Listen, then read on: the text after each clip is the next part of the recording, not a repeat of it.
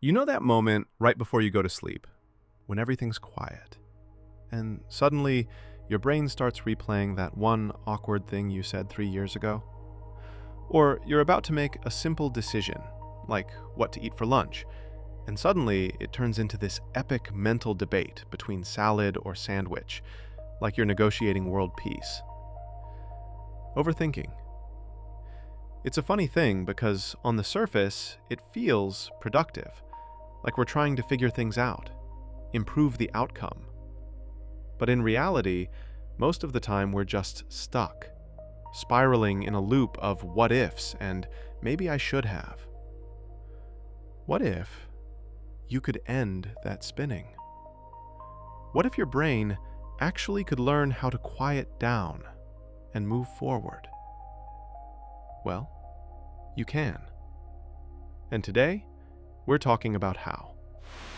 Welcome to MindShift, the place where we explore the psychology behind what makes us do, think, and feel the way we do. Today, we're digging into the mind of the overthinker and how to stop letting thoughts control the direction of your life. Let's start with this. Overthinking is not a character flaw. It's not something wrong with you. It's actually something your brain thinks is helpful. The human brain evolved to keep us alive by avoiding danger. Thousands of years ago, our ancestors needed to think deeply about where they were going, how safe it was, and what risks might be hiding in the bushes. Overanalysis could mean the difference between life and death. The thing is, modern life didn't quite get that memo. Today, we're not deciding whether to go left and face a tiger or right and find berries. We're deciding what text to send, what job to take, whether someone is annoyed at us. The brain still treats everyday decisions like potential threats. That's why it races through every possible outcome, even when there's no real danger. One fun psychology fact: we actually have a specific term for the brain hamster wheel.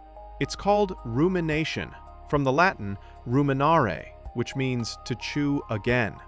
Like a cow chewing its food over and over, that's literally what your brain does when you overthink. It chews on the same thought, hoping to get a different taste out of it. And here's something wild. There was once a study at the University of Florida that looked at how people respond to harmless, ambiguous situations, like being ignored in a room.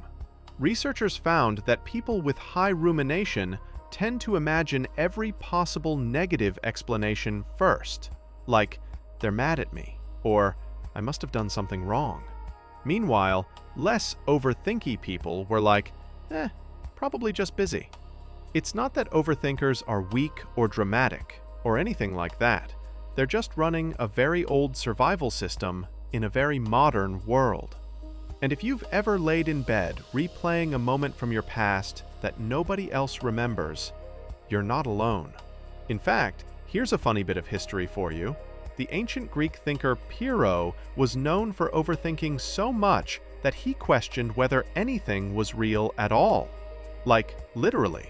He didn't trust his senses, so his friends had to follow him around to stop him from walking off cliffs or into oncoming carts.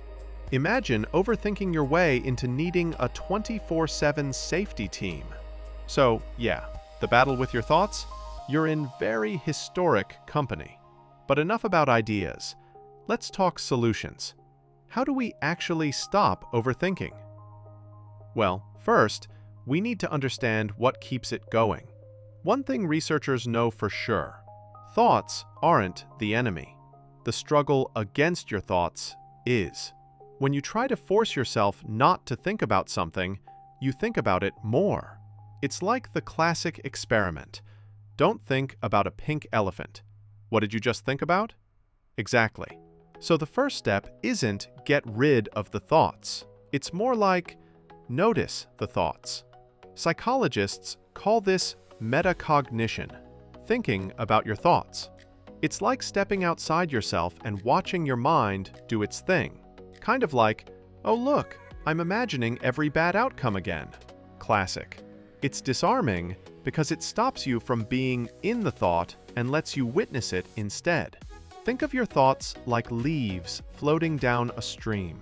You don't have to jump in and wrestle the leaves. You just watch them pass by. It sounds simple, but it actually changes your brain.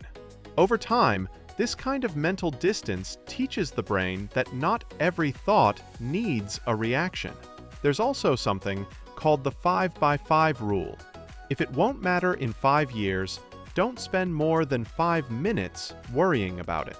It's not perfect, but it forces a reality check. Because honestly, most of the time, our thoughts blow things way out of proportion. Another hidden truth. Overthinking often shows up because we don't trust our ability to handle the outcome. That's what makes us keep replaying scenarios in our head. We're trying to find the option with zero risk. Spoiler alert, perfection doesn't exist. So instead of saying, "What if it goes wrong?" ask, "If it does go wrong, can I handle it?" And most of the time, yes, you can. You've survived 100% of your worst days so far. There's even science behind why writing things down works. Studies show that externalizing your thoughts, journaling, talking, typing, literally reduces activity in the amygdala, the part of the brain responsible for fear and worry. That means the simple act of putting your thoughts out there helps your brain feel lighter. You can even go old school.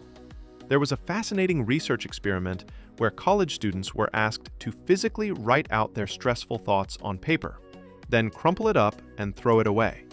Guess what? Their stress levels dropped because their brains believed they were literally discarding the thought. The mind is wild. One more thing to know. Overthinking thrives in inactivity. When you're stuck, the mind fills the quiet with stories. So one of the most effective ways to break the loop is movement. Get out of your head by getting into your body. A walk, a workout, even stretching. It signals the brain, we're doing something, no need for alarm. And if you're someone who struggles with replaying conversations or worrying what others think, try this perspective. People think about themselves far more than they think about you. Seriously, it's been shown in multiple studies. People overestimate how much others notice or remember about us. It's called the spotlight effect. So if you've stayed up at night overthinking that one weird comment you made 3 months ago, the person you said it to probably can't even recall it. They're too busy overthinking something they said to someone else. It's kind of funny. We're all worried about being judged by people who are too busy judging themselves. That's the irony of overthinking. So here's the truth. You don't stop overthinking by thinking more. You stop by feeling more, by stepping into the present moment, by trusting your ability to handle whatever comes.